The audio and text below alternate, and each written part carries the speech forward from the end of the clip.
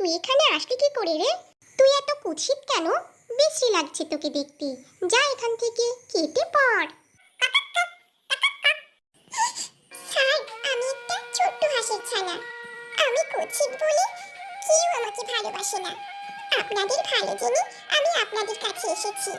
দয়া করে আজকে রাতটা আপনাদের সাথে থাকতে দিন। হাঁসের ছানার কান্নায় মোরগটির খুব মায়া হলো।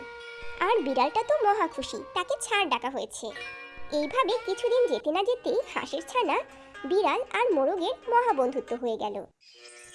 কেউ যেন কাউকে ছাড়া থাকতেই চায় না। কিছুদিন পরের ঘটনা। একদিন হাঁসের কুৎসিত ছানাটি নদীতে গোসল করছিল। গোসল শেষে তীরে উঠতেই নিজ প্রতিবিম্ব পানির উপরে দেখতে পেল সে একটি সুন্দর রাজহংসে পরিণত হয়েছে। তার অতীত দিনের কথাগুলো মনে পড়ে গেল আর চোখগুলি ছলছল করে উঠল। সে দূরে তিনটি রাজহাঁস দেখতে পেল এবং উড়ে তাদের কাছে এলো। তাকে দেখতে দূর দূরান্ত থেকে বহু রাজহাঁসের দল উড়ে আসতে লাগলো। লজ্জায় সে অশ্রুসিক্ত হলো বারবার। মনে রাখা প্রয়োজন, সুন্দর মনের প্রাণীগুলো নিজ গুণে এইভাবে সৌন্দর্যের অধিকারী হতে